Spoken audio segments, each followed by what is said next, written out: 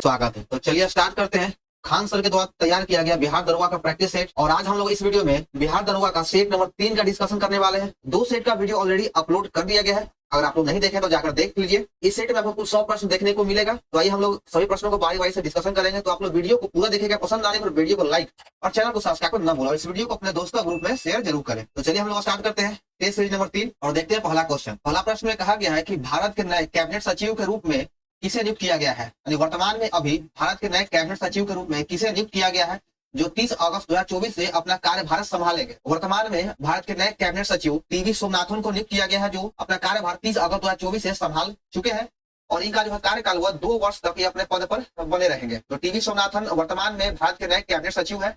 चलिए आगे बढ़ते हैं। 13 अगस्त 2014 में समाप्त हुए योजना आयोग के अंतिम उपाध्यक्ष कौन है। योजना आयोग के अंतिम उपाध्यक्ष यहाँ पे पूछा है, तो इसका अंतिम उपाध्यक्ष श्री मेंटेक सिंह अहलूवालिया हो जाएगा। 3 नंबर सही है, श्री मेंटेक सिंह अहलूवालिया। अगर यहाँ पर पूछता कि योजना आयोग के अंतिम अध्यक्ष कौन है, तो योजना आयोग के अंतिम अध्यक्ष प्रधानमंत्री नरेंद्र मोदी हो जाता है। आगे देखिए 3 नंबर की निम्नलिखित नारों में आजाद हिंद फौज के नारों में शामिल नहीं है।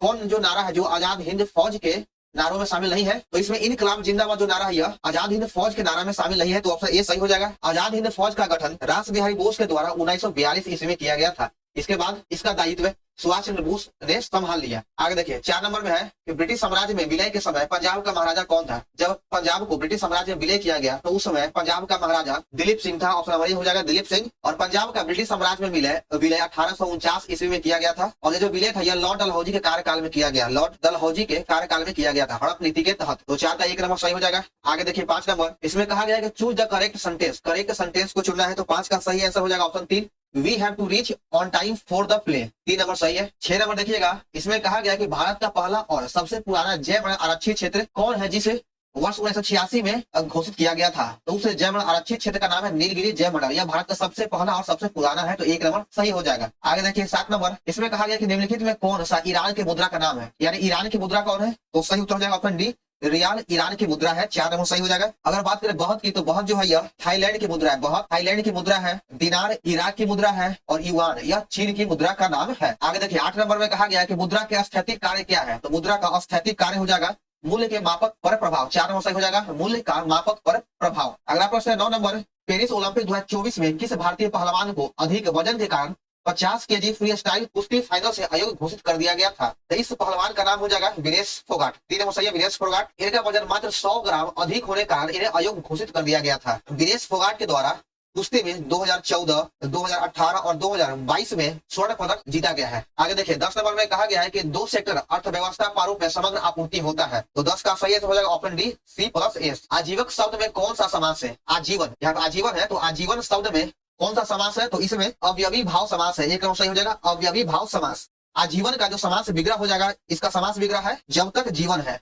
जब तक जीवन है इसका समास विग्रह है। आगे देखिएगा 12 नंबर, हिटलर का निम्नलिखित में कौन सा वैश्विक दृष्टिकोण था। तो हिटलर का जो वैश्विक दृष्टिकोण था वह है यहूदी विरोधी, जाति सोपान और नॉर्डिक आर्य श्रेष्ठता। ये तीनों है। तो 12 का आपका 3 नंबर सही हो जाएगा, ABC तीनों। भारतीय अर्थव्यवस्था के सकल राष्ट्रीय उत्पादन में सबसे अधिक योगदान निम्नलिखित में कौन सा क्षेत्र का है। तो भारतीय अर्थव्यवस्था में सकल राष्ट्रीय उत्पादन में सबसे अधिक योगदान तृतीय क्षेत्र का है, यानी सेवा क्षेत्र का है। तो 3 नंबर सही हो जाएगा, तृतीय क्षेत्र। आगे 14 नंबर, इसमें कहा गया कि राज्य विधान परिषद की सदस्य संख्या के आधार पर निम्नलिखित राज्यों में दूसरा स्थान किसका है। वर्तमान में अभी 6 राज्यों में विधान परिषद है और विधान परिषद का उल्लेख अनुच्छेद 169 में किया गया है और 6 राज्यों में विधान परिषद अभी वर्तमान में है। तो आइए सभी राज्योों के विधान परिषद के सीटों को देखते हैं। महाराष्ट्र में विधान परिषद के सीटों की संख्या 78 है। बिहार में विधान परिषद के सीटों की संख्या 75 है। उत्तर प्रदेश में 100 है और तेलंगाना में 40 है। और कर्नाटक की बात करें तो कर्नाटक में विधान परिषद के सीटों की संख्या अभी 75 है, जो बिहार में वहाँ कर्नाटक में भी है। फिर अगर आंध्र प्रदेश की बात करें तो आंध्र प्रदेश में विधान परिषद के सीटों की संख्या 58 हो जाएगा। तो यह पूछा कि दूसरे स्थान पे कौन है, तो दूसरे स्थान पे हो जाएगा महाराष्ट्र। ऑप्शन ए सही है। पहले स्थान पे उत्तर प्रदेश, दूसरे स्थान पे महाराष्ट्र हो जाएगा 78 सीट। 15 नंबर में कहा गया है कि निम्नलिखित में किस शहर को पर्वतों की रानी कहा जाता है। पर्वतों का रानी मसूरी को कहा जाता है। 4 नंबर सही है, मसूरी। माउंट आबू को किस नाम से जाना जाता है, तो देखिए माउंट आबू को राजस्थान का शिमला कहा जाता है। राजस्थान का शिमला कहा जाता है। जयपुर को गुलाबी नगरी और पूर्व का पेरिस भी कहा जाता है। जयपुर को गुलाबी नगरी और पूर्व का पेरिस कहा जाता है। कोचिन को पूर्व का वेनिस और अरब सागर की रानी कोचिन को कहा जाता है। चलिए आगे देखते हैं 16 नंबर में, निम्नलिखित में किस राज्य को दुनिया के 2 सबसे बड़े धर्मों के उद्गम स्थल माना जाता है। तो दुनिया के 2 सबसे बड़े धर्म का उद्गम स्थल बिहार को माना जाता है। तो 3 नंबर सही है, बिहार में ही दो बड़े धर्म, बौद्ध धर्म और जैन धर्म का उदय हुआ है। स्वतंत्रता आंदोलन के दौरान 15 फरवरी 1942 को जलियांवाला बाग हत्याकांड से भी दुर्गम घटना बिहार के किस स्थान पर घटित हुआ है या हुई थी, जिसमें 34 क्रांतिकारी शहीद हुए थे। यानी जलियांवाला बाग हत्याकांड से भी भयानक घटना बिहार के कहाँ हुआ, बिहार के किस स्थान में हुआ जहाँ पे 34 क्रांतिकारी शहीद हो गए थे। तो ये जो घटना था यह मुंगेर के तारापुर में हुआ था। ऑप्शन नंबर 4 हो जाएगा मुंगेर के तारापुर में हुआ था। और यह जो घटना हुआ था यह ध्वज फहराने के कारण हुआ था, ध्वज फहराने के वजह से हुआ था। तो 4 नंबर सही है तारापुर, और तारापुर कहाँ तो यह मुंगेर में है। आगे देखिए 18 नंबर, बिहार में खनिज उत्पादन के संदर्भ में निम्नलिखित स्थानों पर विचार कीजिए। रोहतास में पैरासाइट का सबसे अधिक भंडार है, बिल्कुल सही है। चूना पत्थर कैमूर, जिसे भगुआ भी कहा जाता है, मुंगेर और रोहतास जिले में पाया जाता है, यह भी सत्य है। सोना के भंडार जमुई जिले में पाया जाता है, तो यह भी सही है। तो इसमें से आपका 18 का तीनों कथन सही है, तो ऑप्शन नंबर डी हो जाएगा उपयुक्त तीनों। आगे 19 नंबर, इसमें कहा गया कि पंडित जवाहरलाल नेहरू के नारों या वचन में निम्नलिखित में कौन शामिल नहीं है, यानी कौन सा जो नारा है वह पंडित जवाहरलाल नेहरू का नहीं है। तो इसका जो पहला ऑप्शन है जय जवान जय किसान, यह जो नारा है यह लाल बहादुर शास्त्री जी का है, यह लाल बहादुर शास्त्री जी का नारा है, तो ऑप्शन ए सही हो जाएगा। बाकी आपका आराम हराम है, हु लिव्स इफ डाई, पूर्ण स्वराज की प्राप्ति, ये तीनों पंडित जवाहरलाल नेहरू जी का नारा है। आगे देखिए 20 नंबर में कहा गया है कि किस मध्यकालीन संत का प्रसिद्ध ग्रंथ पंथ परीक्षा है, तो पंथ परीक्षा दादू का प्रसिद्ध ग्रंथ है, 1 नंबर सही है। 21 नंबर देखिएगा, एक फोटो सेल प्रकाश की ऊर्जा को किसमें बदलता है, एक जो फोटो सेल होता है वह प्रकाश ऊर्जा को विद्युत ऊर्जा में बदलता है, 1 नंबर सही है विद्युत ऊर्जा। 22 नंबर देखिएगा, प्रथम विश्व युद्ध के दौरान निम्नलिखित में कौन सा देश वर्ष 1916 के बाद मित्र देशों में शामिल हुआ था। तो मित्र देशों में 1916 के बाद शामिल होने वाला देश है संयुक्त राज्य अमेरिका। यह जो है यह 6 अप्रैल 1917 ईस्वी को मित्र देशों में शामिल हो गया था। संयुक्त राज्य अमेरिका 6 अप्रैल 1917 को शामिल होने वाला देश है। प्रथम विश्व युद्ध होने का कारण क्या था, तो प्रथम विश्व युद्ध की शुरुआत 28 जुलाई 1914 को ऑस्ट्रिया के द्वारा सर्बिया पर आक्रमण से हुआ था, और इसका कारण यह है कि ऑस्ट्रिया के राजकुमार की हत्या, यही इसका प्रथम विश्व युद्ध का कारण था। आगे 23 नंबर, बिहार के निम्नलिखित जिलों में किसमें आपको न्यूनतम क्षेत्रफल में अति विरल वन मिलेगा, अति विरल वन किस जिला में है, तो इसका सही उत्तर हो जाएगा ऑप्शन सी शेखपुरा में न्यूनतम विरल वन है। सबसे कम क्षेत्रफल में अति विरल वन है शेखपुरा में। अगर बात करें कि सर्वाधिक क्षेत्रफल में सघन वन, तो सर्वाधिक क्षेत्रफल में सघन वन कैमूर हो जाएगा। चलिए आगे देखते हैं 24 नंबर, भारतीय संविधान की व्याख्या करने वाली अंतिम संस्था कौन थी। भारतीय संविधान का व्याख्या करने वाला अंतिम संस्था सुप्रीम कोर्ट होता है, 2 नंबर सही है सुप्रीम कोर्ट। मुंह से फुलाने वाले गुब्बारा निम्नलिखित में कौन सी गैस होती है। अगर हम किसी गुब्बारे के या बैलून को मुंह से अगर फुलाएंगे तो उसमें कार्बन डाइऑक्साइड गैस होता है, 3 नंबर सही है कार्बन डाइऑक्साइड गैस। 26 नंबर देखिएगा, इसमें कहा गया कि प्रति वर्ष चक्रवृद्धि ब्याज को किस दर पर वार्षिक रूप से संयोजित होने पर कोई धनराशि 2 वर्ष में 400/256 गुना हो जाती है, तो इसका दर निकालना है। तो हम माने कि इसका प्रिंसिपल यानी मूलधन x है, तो मिश्रण यानी अमाउंट हो जाएगा 401/256, इसका अमाउंट हो गया यानी मिश्रण हो गया। तो चक्रवृद्धि ब्याज में मिश्रण का फॉर्मूला होता है ए बराबर होता है P × 1 + R/100T। तो बस इसी फॉर्मूला को हम इसको बैठा देते हैं। अमाउंट हो गया 401/256, पी का मान है x दिया गया है 1 + R/100 और टाइम है 2 साल। तो यहाँ x कट गया, अब ये 2 को इस तरफ लाएंगे यहाँ पे रूट में हो जाएगा, तो 400/256 रूट हो जाएगा, और यहाँ पे 100 + R/100 रूट हटाने के बाद यहाँ 20/16 आ जाएगा, और 100 + R/100। तो यहाँ से काट देते हैं 4 से 5 बार में, 4 से 4 बार में, और 4 से यह 25 चौका 100 कर जाएगा। तो यहाँ पे हो गया 3 से गुना करने पे 100 + R = 125, तो R बराबर हो गया 25%। तो आपका 2 नंबर सही हो जाएगा, 25% इसका ब्याज है। चलिए आप देखते हैं 27 नंबर, इसमें कहा गया कि प्राण एवं दैहिक स्वतंत्रता का संरक्षण का संबंध किस अनुच्छेद से है, तो इसका संबंध अनुच्छेद 21 में है, ऑप्शन नंबर 4 हो जाएगा। आइए देखते हैं ऑप्शन को, अनुच्छेद 14 में किसका उल्लेख है, तो अनुच्छेद 14 में विधि के समक्ष समानता के बारे में कहा गया है। अनुच्छेद 16 में लोक नियोजन के विषय में समानता के बारे में बताया गया। और अनुच्छेद 19 के तहत बोलने की आजादी या अभिव्यक्ति के स्वतंत्रता, और इसी के तहत प्रेस की स्वतंत्रता की बात भी कहा गया है, तो प्रेस का आजादी भी अनुच्छेद 19 के तहत ही है। तो 27 का ऑप्शन नंबर 4 सही हो जाएगा, अनुच्छेद 21। आगे देखिए 28 नंबर, इसमें कहा गया कि इटली के एकीकरण की तलवार निम्नलिखित में किसे कहा जाता है, तो इटली के एकीकरण का तलवार गैरीबॉल्डी को कहा जाता है, 4 नंबर सही हो जाएगा।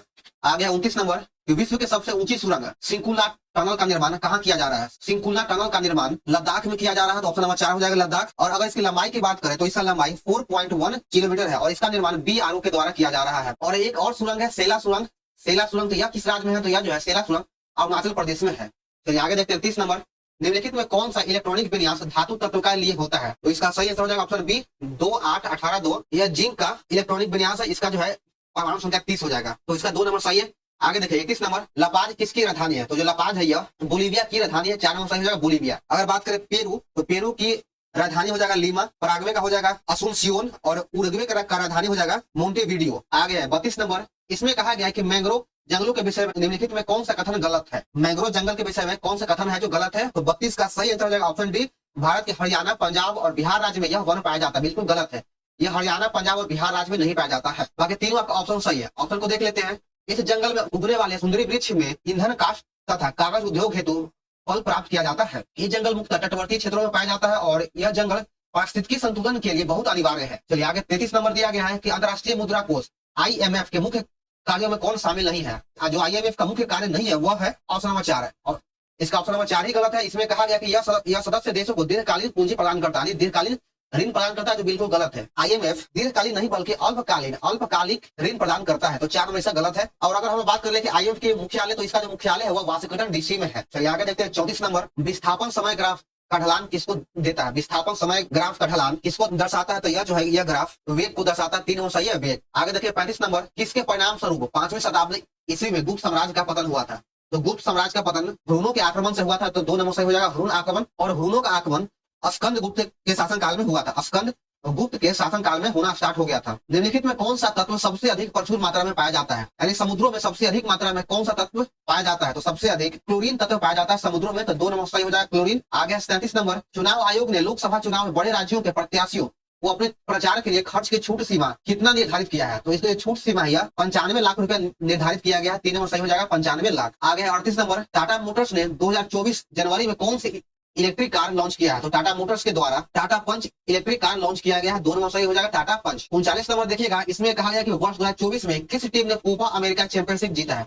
कोपा अमेरिका चैंपियनशिप अर्जेंटीना के द्वारा जीता गया। 3 नंबर सही हो जाएगा, अर्जेंटीना। और इसका जो उप विजेता रहा हुआ है कोलंबिया इसका उप विजेता था और विजेता हो जाएगा अर्जेंटीना। बिजली से लगने वाली आग यानी क्लास डी प्रकार की आग बुझाने में किसका उपयोग किया जाता है। बिजली से लगने वाली आग को क्लास डी में रखा गया है और क्लास डी के आग को बुझाने के लिए पायरीन अग्निशामक का उपयोग किया जाता है, तो 4 नंबर सही हो जाएगा, पायरीन अग्निशामक। आगे देखिए 41 नंबर में कहा गया कि गुर्दे की कार्यात्मक इकाई क्या है, तो गुर्दे का कार्यात्मक इकाई हो जाएगा नेफ्रॉन। 4 नंबर सही है, नेफ्रॉन। 42 नंबर में कहा गया कि यदि भारत के प्रधानमंत्री संसद के उच्च सदन के सदस्य हैं तो वह क्या होगा, तो वे अविश्वास प्रस्ताव की स्थिति में अपने पक्ष में वोट नहीं दे सकेगा। 2 नंबर सही है कि वह अविश्वास प्रस्ताव की स्थिति में अपने पक्ष में वोट नहीं दे सकेंगे। 2 नंबर इसका सही है। अब देखिए इस प्रश्न में एक और डाउट है, अगर कुछ लोग कहेंगे कि ऑप्शन नंबर 3 भी सही है। कैसे कि उन्होंने प्रधानमंत्री पद के शपथ ग्रहण करने से 6 माह के अंदर निम्न सदन का सदस्य बनना पड़ेगा, यानी लोकसभा का मेंबर बनना पड़ेगा, तो यह बात सही है। लेकिन आपका प्रीवियस क्वेश्चन में भी इसका आंसर बी ही दिया गया है। चलिए आगे बढ़ते हैं 43 नंबर में। स्वचालित वाहन में द्रव चालित ब्रेक का इस्तेमाल वस्तुतः किस नियम का सीधा अनुप्रयोग है, तो 43 का सही आंसर हो जाएगा ऑप्शन नंबर बी, पास्कल का नियम के अनुप्रयोग है। 2 नंबर सही हो जाएगा। 44 नंबर देखिएगा, निम्नलिखित में किस कारण किसी उत्पाद की मांग की मात्रा में परिवर्तन होगा। यहाँ मात्रा होगा, तो मात्रा में परिवर्तन संबंधित उत्पादों की बदली कीमत के कारण होता है। 2 नंबर सही हो जाएगा। आगे देखिए 45 नंबर। निम्नलिखित में कौन सा कथन विपक्षी नेता के संदर्भ में गलत है, तो 45 का ऑप्शन नंबर डी गलत है कि उसे कम से कम 6% वोट हासिल होना चाहिए। यह बिल्कुल गलत है, यह विपक्ष के नेता के लिए सही नहीं है। आगे देखिए 46 नंबर है, मैथ दिया गया इसमें कहा गया कि 600 मीटर की एक दौड़ में तपन सुमित को 60 मीटर से हरा देता है। तो देखिए हम इसको फिगर के माध्यम से बताते हैं कि एक 600 मीटर का दौड़ है, तो देखिए इसमें एक 600 मीटर के दौड़ में तपन जो है सुमित को 60 मीटर से हरा देता है। यानी इस दौड़ में तपन जो है यह 600 मीटर दौड़ता है, लेकिन सुमित 540 ही दौड़ पाता है क्योंकि वो 60 मीटर से हार जाता है, तो सुमित 540 मीटर ही दौड़ेगा। फिर सेकंड लाइन में कहा गया कि 500 मीटर की दौड़ में सुमित मदन को 25 मीटर से हरा देता, यानी एक 500 मीटर का दौड़ फिर से हुआ जिसमें सुमित मदन को 25 मीटर से हरा देता, यानी मदन जो है वो सिर्फ 475 मीटर ही दौड़ेगा। तो हम इसको रेशियो के माध्यम से बनाते हैं। देखिए तो तपन जो है 600 मीटर दौड़ेगा और सुमित 540 मीटर दौड़ेगा, और फिर है कि सुमित 500 मीटर दौड़ेगा तब जाके तपन मदन 475 मीटर दौड़ेगा। हम इसको रेशियो में कन्वर्ट करते हैं। तो अगर आप इसको काटिएगा तो यहाँ पे हो जाएगा 10 और यहाँ पे हो जाएगा 9, 10:9 आ जाएगा काटने के बाद। फिर यहाँ पे 25 बार में यह कटेगा, 25 से कटेगा, तो 25 से 20 बार में कटेगा और 25 से यह 19 बार में कटेगा। तो तपन और सुमित का अनुपात 10:9 हो गया और सुमित और मदन का अनुपात 20:9 हो गया। तो सुमित ये दोनों में कॉमन है, तो हम इसको बराबर करने की कोशिश करते हैं। तो यहाँ पे 20 से गुना कर देंगे तो बराबर हो जाएगा और यहाँ पर 9 से गुना कर देंगे तो यह बराबर हो जाएगा। तो देखिए अब हो जाएगा टी से तपन, ए से सुमित और एम से मदन हो गया। तो यहाँ पे 20 से गुना करेंगे तो 200 तपन हो जाएगा, सुमित का यहाँ आ गया 180 और मदन का 19×171। तब देखिए अब प्रश्न कहा गया है कि तो कितने मीटर में 400 मीटर की दौड़ में तपन मदन को हरा देगा। 400 मीटर की दौड़ में तपन मदन को हरा देगा। तो यहाँ से तपन और मदन की बात हो रहा है। तो तपन जो है 400 मीटर की दौड़ में मदन को कितना मीटर से हराएगा। तो सबसे पहले यह देखिए कि 200 मीटर की दौड़ में जब तपन जो है 200 मीटर दौड़ता है तो मदन 171 ही दौड़ पाता है, यानी 200 मीटर की दौड़ में मदन को 29 मीटर से हराता है। तो जब दौड़ 400 मीटर का होगा, यानी यहाँ पे सिर्फ सिंपल से 2 से गुना करना। जब 400 मीटर का दौड़ होगा ये कितने मीटर से हराएगा, तो बस यहाँ पे 2 से गुना कर दीजिए, 58 मीटर से हराएगा। आसान था यह, इसमें ज्यादा कुछ करना नहीं था। तो ऑप्शन ये हो जाएगा 58 मीटर। आगे देखिए 47 नंबर में कहा गया कि कुछ खा लो किस सर्वनाम का उदाहरण है। तो यहाँ पे कुछ का जिक्र किया गया, यानी कुछ मतलब जिस सर्वनाम से कुछ निश्चित वस्तु का बोध नहीं हुआ। इसमें कुछ भी निश्चित नहीं है, यानी क्या खाने को कहा जा रहा है, तो इससे आपका इसमें अनिश्चित वाचक सर्वनाम हो जाएगा, अनिश्चित यानी इसमें कोई भी निश्चित नहीं है, तो इसका 3 नंबर सही हो जाएगा। आगे देखिए 48 में कहा गया है कि अस्थि खनिज घनत्व प्रशिक्षण की जाती है किससे, यानी बीएमडी का प्रशिक्षण किया जाता है किसमें, तो ऑस्टियोपोरोसिस के लिए। ऑप्शन नंबर 4 हो जाएगा ऑस्टियोपोरोसिस। 49 नंबर में कहा गया है कि जुलाई 2024 में अपनी यात्रा के दौरान पीएम मोदी को प्राप्त रूस के सर्वोच्च नागरिक पुरस्कार, कौन सा सर्वोच्च नागरिक पुरस्कार नरेंद्र मोदी को दिया गया है, तो नरेंद्र मोदी को Order of Saint Andrews the Apostle का पुरस्कार दिया गया है, तो 4 नंबर सही हो जाएगा। और यह जो पुरस्कार है यह जार पीटर द ग्रेट ने 1698 ईस्वी में सेंट एंड्रयूस के सम्मान में स्थापित किया था। आगे देखिए 50 नंबर, उच्च न्यायालय को किसकी अधीक्षण करने का अधिकार है, इसका जो अधिकार है वह अधीनस्थ न्यायालय को अधीक्षण करने का अधिकार है, तो 3 नंबर सही हो जाएगा अधीनस्थ न्यायालय। उच्च न्यायालय जो प्रत्येक राज्य में एक उच्च न्यायालय होगा, इसका उल्लेख अनुच्छेद 214 में किया गया है और वर्तमान में अभी 25 उच्च न्यायालय है। आगे देखिए 51 नंबर में सूची का 2 को मिलान करना है, एक तरफ मौलिक अधिकार या दूसरी तरफ अनुच्छेद दिया गया है। विधि के समक्ष समता का अधिकार अनुच्छेद 14 में है, बोलने की आजादी का अधिकार अनुच्छेद 19 में है, धर्म की स्वतंत्रता का अधिकार अनुच्छेद 25 में है, शोषण के विरुद्ध अधिकार अनुच्छेद 23 में है। तो यह सब आमने सामने से है, तो आपका 1 नंबर हो जाएगा। आगे देखिए 52 नंबर, इसमें कहा गया कि निम्नलिखित में किसको व्हाइट ऑफ द अर्थ कहा जाता है, white of the earth metal को कहा जाता है, 3 नंबर सही है मेटल। और मेटल का अगर घनत्व पूछ दे तो इसका घनत्व 3.5 ग्राम प्रति सेंटीमीटर क्यूब से लेकर के 5.5 ग्राम प्रति सेंटीमीटर क्यूब होता है। 53 में कहा गया कि निम्नलिखित में कौन जो है वह हार्मोन है, तो इसमें ऑक्सीटोसिन एक प्रकार का हार्मोन है, ऑप्शन नंबर ए हो जाएगा। आगे 54 नंबर, भारत के दक्षिण पश्चिम भाग में अरब सागर से लगे सागर तट को क्या कहा जाता है, इस सागर तट को मालाबार तट कहा जाता है, 4 नंबर सही है मालाबार तट। आगे देखिए 55 नंबर, इसमें कहा है कि श्रेणी x1 + x-2 का प्रसार करें। यह जो प्रश्न यह फार्मूला बेस्ड है, तो इसका करना कुछ नहीं है, यहाँ पे 1 + x⁻² दिया गया है, तो इसका विस्तार होगा कि तो इसका विस्तार हो जाएगा कि यहाँ पे 1 - 2x प्लस बड़ी कोष्ठ -2 छोटी कोष्ठ -2 -1 इंटू x² बटा 1 इंटू 2 और प्लस यहाँ जोड़ हो जाएगा, फिर इसके बाद बड़ी कोष्ठ -2 छोटी कोष्ठ -2 -1 इंटू -2 इंटू x³ बटा 1 × 2 × 3, और इसको जब हल कीजिएगा तो आपका आ जाएगा 1 - 2x plus 3x² - 4x³, 3 number सही हो जाएगा। आगे 56 नंबर, इनमें से कौन राज्य के नीति निर्देशक सिद्धांत में सम्मिलित नहीं है। राज्य के नीति निर्देशक सिद्धांत का उल्लेख भाग 4 में किया गया है, भाग 4 के अनुच्छेद 36 से 51 में इसका उल्लेख है। ग्राम पंचायत का उल्लेख अनुच्छेद 40 में किया गया है। कृषि एवं पशुपालन का संगठन इसका उल्लेख अनुच्छेद 48 में है। समान कार्य के लिए समान वेतन का उल्लेख अनुच्छेद 39 में किया गया है। तो यह सब जो है यह राज्य के नीति निर्देशक सिद्धांत के अंतर्गत आता है। लेकिन आपका सूचना का अधिकार यह एक प्रकार का मौलिक अधिकार है जिसे 2005 में शामिल किया गया है, तो यह एक प्रकार का मौलिक अधिकार है, इसलिए ऑप्शन नंबर डी हो जाएगा, गलत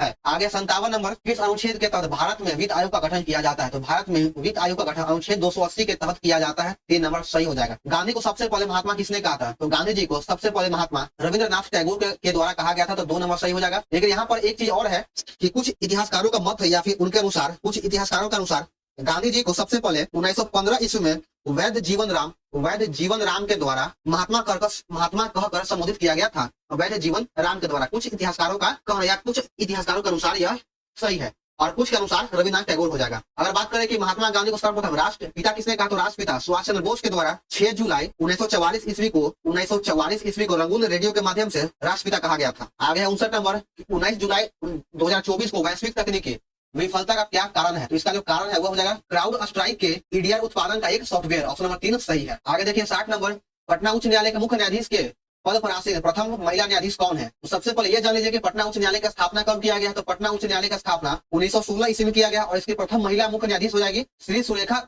दोषित, ऑप्शन नंबर सही है, श्री सुरेखा दोषित सही उत्तर हो जाएगा। आगे 61 नंबर की आयोडीन युक्त हार्मोन कौन है, तो आयोडीन युक्त हार्मोन हो जाएगा थायरॉक्सिन, 2 नंबर सही है थायरॉक्सिन। थायरॉक्सिन का स्राव ऑटो ग्रंथि से होता है, ऑटो ग्रंथि से इसका स्राव होता है। आगे 62 नंबर कि हिंदी दिवस कब मनाया जाता है, तो हिंदी दिवस प्रतिवर्ष 14 सितंबर को मनाया जाता है हिंदी दिवस। अगर बात करें 14 नवंबर को, तो 14 नवंबर को बाल दिवस साथ ही साथ विश्व मधुमेह दिवस भी मनाया जाता है, विश्व मधुमेह दिवस भी 14 नवंबर को मनाया जाता है। 1 दिसंबर को एड्स दिवस मनाया जाता है। अगर बात करें 30 जनवरी को, तो 30 जनवरी को शहीद दिवस और साथ ही साथ सर्वोदय दिवस भी मनाया जाता है और इसके साथ कुष्ठ निवारण दिवस भी मनाया जाता है। यानी 30 जनवरी को शहीद दिवस, सर्वोदय दिवस, कुष्ठ निवारण दिवस, ये तीनों मनाया जाता है। निम्नलिखित में किसकी नियुक्ति राष्ट्रपति के द्वारा नहीं किया जाता है, तो राज्य के विधानसभा के अध्यक्ष और सदस्यों की नियुक्ति राष्ट्रपति के द्वारा नहीं किया जाता है, ऑप्शन नंबर 3 सही हो जाएगा। सॉरी ऑप्शन 4 इसका सही आंसर हो जाएगा। आगे 64 नंबर, निम्नलिखित में किसका मिलान गलत है, पाब्लो पिकासो स्पेन बिल्कुल सही है, मकबूल फरीदा हुसैन भारत बिल्कुल सही है, क्लाउड बेनोटी अमेरिका बिल्कुल गलत है। क्लाउड बेनोटी यह एक फ्रांसीसी चित्रकार था, तो 64 का 3 नंबर गलत है। आगे देखिए 65 नंबर, गर्मी के दिनों के दौरान मिट्टी के बर्तन में रखा पानी ठंडा हो जाता है, निम्नलिखित में किसके कारण, तो यह जो है वाष्पीकरण कारण ठंडा हो जाता है, 3 नंबर सही हो जाएगा वाष्पीकरण। अगला प्रश्न 66 नंबर, निम्नलिखित में कौन अगस्त प्रस्ताव का प्रस्ताव रखा था, अगस्त प्रस्ताव लॉर्ड लिलिथो के द्वारा रखा गया था 8 अगस्त 1940 को। चलिए आगे बढ़ते हैं, देखते हैं 67 नंबर, किन देशों की मुद्रा प्रायः हार्ड करेंसी होता है? तो जो हार्ड करेंसी है यह विकसित देशों की मुद्रा है। 3 नंबर सही है, विकसित देशों की मुद्रा। निम्नलिखित में कौन सी समिति बैंकिंग क्षेत्रों में सुधार से संबंधित है? तो बैंकिंग क्षेत्रों में सुधार से का संबंध नरसिम्हा समिति से है, तो ऑप्शन नंबर ये हो जाएगा। नरसिम्हा समिति का संबंध बैंकिंग क्षेत्रों में सुधार से है। केलकर समिति का संबंध पीपीपी का मूल्यांकन से है। एलसी गुप्ता समिति का संबंध डेरिवेटिव ट्रेडिंग के नियमन से है। और राजा चलिया समिति का संबंध कर ढांचे में सुधार से है। अगला प्रश्न है 69 नंबर, हैदराबाद में उद्घाटन किए गए भारत के पहले सोलर रूफ साइकिलिंग ट्रैक का नाम क्या है? इसका नाम हो जाएगा हेल्थ वेब। ऑप्शन नंबर 2 सही है, हेल्थ वेब। लेक्रिमल ग्रंथियां किसको स्रावित करते हैं? तो लेक्रिमल ग्रंथि के द्वारा आंसू स्रावित होता है। 1 नंबर सही है। अगला प्रश्न 71 नंबर, डीएनए का डबल हेलिक्स मॉडल किसने दिया था? तो डीएनए का double helix model Watson of Crick के द्वारा दिया गया था और वाटसन ऑफ क्रिक को इस कार्य के लिए 1962 में इसे नोबेल पुरस्कार भी दिया गया है। अगला प्रश्न 72 नंबर, निम्नलिखित में भारत की चौथी सर्वाधिक बोली जाने वाली भाषा कौन है? तो भारत की चौथी सबसे अधिक बोली जाने वाली भाषा हो जाएगा तेलुगु। ऑप्शन नंबर 2 सही है, तेलुगु। अगर बात करें पहले नंबर पे, तो पहले नंबर पे आता है हिंदी, दूसरे नंबर पे आ जाएगा बंगाली और तीसरे नंबर पे आ जाएगा मराठी। चलिए अगला प्रश्न है, आयुष्मान भारत राष्ट्रीय स्वास्थ्य सुरक्षा योजना के तहत कितने रुपए तक का कवरेज प्रदान किया जाता है? तो इसमें 5 लाख रुपए तक का कवरेज प्रदान किया जाता है। 1 नंबर सही हो जाएगा। 74 नंबर में सूची 1 और 2 को मिलान करना है। एक तरफ सेना दिया गया है और दूसरी तरफ उसका आदर्श वाक्य है। तो वायुसेना का आदर्श वाक्य हो जाएगा गौरव के साथ आकाश को छूना। और वायुसेना जो है वायु हमेशा वायुसेना वायु में उड़ती है, तो इसका हो जाएगा गौरव के साथ आकाश को छूना। थल सेना का आदर्श वाक्य हो जाएगा स्वयं से पहले सेवा, यानी अपने से पहले सेवा, इसका आदर्श वाक्य है। गोरखा का वाक्य हो जाएगा कायर की तरह जीने से मरना बेहतर है। यह गोरखा सेना का आदर्श वाक्य है।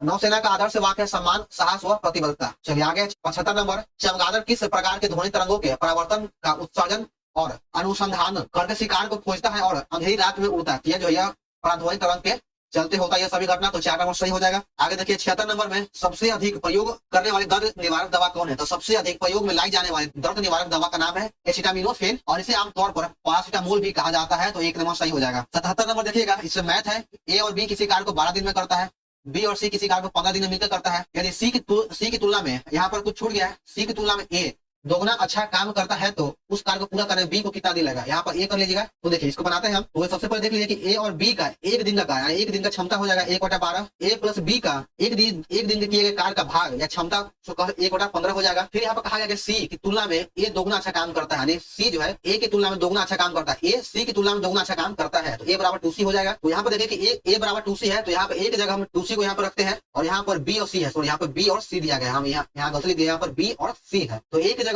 2c रखते हैं। तो 2c प्लस बी बराबर 1/12 हो जाएगा और bc प्लस बी प्लस सी बराबर 1/15 है। तो जब हम 2c प्लस बी में से b माइनस सी को जब घटाएंगे तो यहाँ पर b कट जाएगा, c में से c 1 खत्म हो जाएगा, यानी सिर्फ c बच जाएगा। तो यहाँ से c का मान निकल जाएगा। तो 1/12 माइनस 1/15 जब घटाएंगे तो यहाँ से c का मान प्राप्त हो जाएगा। यहाँ 60 आ गया, 12 5 60 है, 5 का 60, यानी c बराबर 1/60 आ जाएगा। यानी जो 60 है वह c जो है कि किसी काम को 60 दिन में पूरा करेगा। तो c की क्षमता या कार्य का भाग, एक दिन के कार्य का भाग 1/7 हो जाएगा 60। वो बी का मान पूछा है तो बस कुछ नहीं कीजिए, यहाँ इसमें से घटा दीजिए 1/15 में, तो बस आपका बी का मान निकल जाएगा। 1/15 माइनस 1/60 कर दीजिए, तो 15 चौके 60 और यहाँ 1, तो 3/60 आ गया, तो कट जाएगा तो 20, यानी बी जो है इस काम को अकेले 20 दिन में करेगा। तो 2 नंबर सही हो जाएगा। आगे देखिए 78 नंबर में कहा गया है कि भारत के नियंत्रण एवं महालेख परीक्षक के द्वारा प्रस्तुत प्रतिवेदन के आधार पर कौन समिति कार्य करती है? तो 78 का सही आंसर हो जाएगा ऑप्शन नंबर बी, लोक लेखा समिति। लोक लेखा समिति को लघु लोकसभा भी कहा जाता है, इसको लघु लोकसभा भी कहा जाता है। लोक लेखा समिति में कुल 22 मेंबर होता है और इसे 22 मेंबर में राज्यसभा के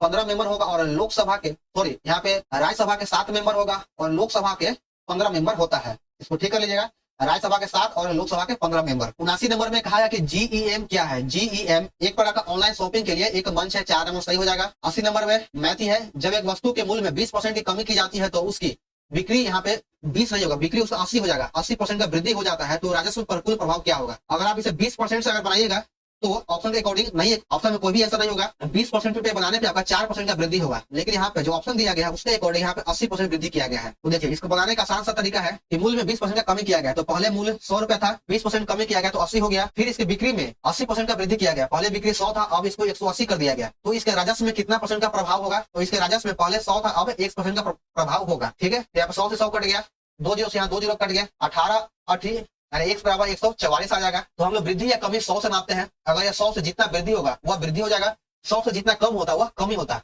तो 100 से यहाँ पे 44 अधिक है, तो 44% का वृद्धि हो जाएगा। ऑप्शन नंबर 2 सही है। 81 नंबर देखिएगा, इसमें कहा गया कि पीत क्रांति का जनक निम्नलिखित में किसे कहा जाता है? तो पीत क्रांति का जनक सैम पित्रोदा है, 2 नंबर सही है, सैम पित्रोदा। गाड़ी खींचते हुआ घोड़ा किस बल के कारण आगे बढ़ता है? तो यह पृथ्वी के द्वारा घोड़े के पैरों को आरोपित बल के कारण आगे बढ़ता है, तो 1 नंबर सही हो जाएगा। आगे देखिए 83 नंबर, पूंजीवादी अर्थव्यवस्था का मुख्य लक्षण इनमें से क्या है? तो पूंजीवादी अर्थव्यवस्था का सबसे जो बड़ा लक्षण है वह है निजी स्वामित्व, 1 नंबर सही हो जाएगा। लॉरेंज वक्र किसको दर्शाता है? तो लॉरेंज वक्र आय और वितरण के बीच को दर्शाता है, तो 1 नंबर सही है। 85 नंबर दिया गया है कि सिंधु नदी के द्वारा निम्नलिखित में कौन सा दर्रा बनाया गया है? तो सिंधु नदी के द्वारा बनिहाल दर्रा और जोजिला दर्रा को बनाया गया है, तो 1 नंबर सही हो जाएगा, बनिहाल दर्रा। आगे दिया गया 86 नंबर में, निम्नलिखित में कौन सा कार्यक्रम गरीबी उन्मूलन और असमानता को कम करने के लिए 170 देशों में काम करती है? तो इस संस्था का नाम है यूएनडीपी। यूएनडीपी इसका सही उत्तर हो जाएगा। और इसका फुल फॉर्म होता है संयुक्त राष्ट्र विकास कार्यक्रम, और इसका मुख्यालय न्यूयॉर्क है, न्यूयॉर्क इसका मुख्यालय है। आगे देखिए 87 नंबर में, ग्रामीण क्षेत्रों में शहरी सुविधाओं का प्रावधान निम्नलिखित में किसके द्वारा चलाया गया था? तो ये डॉक्टर एपीजे अब्दुल कलाम के द्वारा चलाया गया था, 3 नंबर सही हो जाएगा। अगला प्रश्न 88 नंबर, इसमें ओएमआर का पूर्ण रूप क्या होता है? तो इसका full form optical mark recognization होता है, 1 नंबर सही है। आगे देखिए 89 नंबर में कहा गया है कि भारत के किस जिले में पहला कार्बन तटस्थ गांव विकसित किया गया है? तो भारत का जो पहला जो गांव है वह हो जाएगा थाने, महाराष्ट्र, 3 नंबर सही है। अगर यहीं पे पूछता है कि भारत का पहला कार्बन तटस्थ पंचायत गाँव कौन सा है, तो यह होता है जम्मू कश्मीर के सांबा जिले का पल्ली गांव। तो इसको भी देख लीजिएगा, इसमें कंफ्यूजन नहीं होना चाहिए। पहला गांव थाने महाराष्ट्र हो जाएगा और पहला पंचायत सांबा जिले का पल्ली गांव हो जाएगा। झारखंड विभाजन के बाद बिहार के पहले मुख्यमंत्री कौन था? तो बिहार के पहला मुख्यमंत्री झारखंड विभाजन के बाद श्रीमती राबड़ी देवी बनी थी, 3 नंबर सही हो जाएगा। अगला 91 नंबर, यदि किसी ठोस गोले को 2 बराबर भागों में काट लिया जाए तो दोनों अर्ध गोले के संपूर्ण पृष्ठ का योग दिए हुए गोले के पृष्ठ का निम्नलिखित में कौन सा भाग होगा? 1/1/2 गुना 3/2 होगा। कैसे, आइए देखते हैं। गोले का संपूर्ण पृष्ठ क्षेत्रफल 4 पाई आर स्क्वायर होता है, सॉरी यहाँ पे 4 पाई आर स्क्वायर होगा। अर्धगोले का संपूर्ण पृष्ठ क्षेत्रफल 3 पाई आर स्क्वायर होता है, तो यहाँ पे 2 अर्धगोला हो जाएगा, तो 3 पाई आर स्क्वायर, यानी दोनों अर्धगोले का संपूर्ण पृष्ठ क्षेत्रफल का योग 6 पाई आर स्क्वायर हो जाएगा। तो अब इसका पूछा कि कौन सा भाग होगा? तो 6 पाई आर स्क्वायर बटा में 4 पाई आर स्क्वायर, ये कर जाएगा यहाँ पे 3/2 आ जाएगा, 3/2। तो देख लीजिए 1:1/2 गुना हो जाएगा। आगे 92 नंबर में कि माल और सेवा का उत्पादन 4 प्रमुख कारकों से प्रभावित होता है, तो निम्नलिखित में कौन एक कारक इसमें शामिल नहीं है? तो ये जो शामिल है वो संगठन इसमें शामिल नहीं है, ऑप्शन नंबर डी हो जाएगा, संगठन। घ्राण संवेदी ग्राही किस अंग से पता चलता है? तो यह जो है नाक से पता चलता है, 3 में से हो जाएगा नाक। आगे देखिए 94 नंबर में, निम्नलिखित में कौन सी मिट्टी कॉफी और चाय की खेती के लिए उपयोगी होता है? तो चाय और कॉफी के लिए लेटेराइट मिट्टी सबसे अधिक फायदेमंद होता है, तो 4 नंबर सही हो जाएगा। 95 नंबर में दिया गया कि ई किसान उपज निधि पहल का प्राथमिक उद्देश्य क्या है?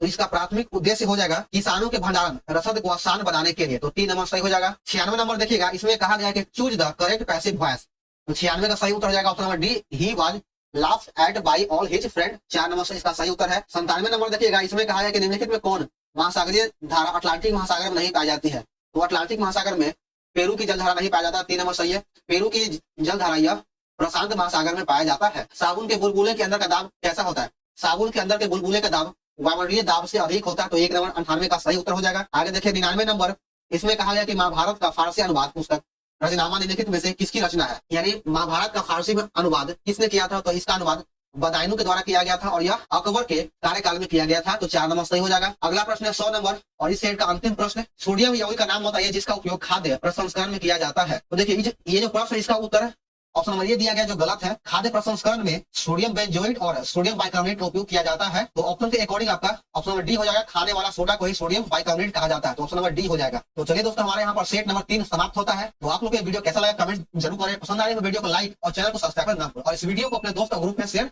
जरूर करें। और इस 2 सेट का वीडियो इसका ऑलरेडी अपलोड कर दिया गया, अगर आप लोग नहीं देखे तो जाकर देख लीजिए, प्लेलिस्ट में इसका वीडियो डाल दिया गया। तो चलिए मिलते हैं फिर नेक्स्ट वीडियो में। जय हिंद।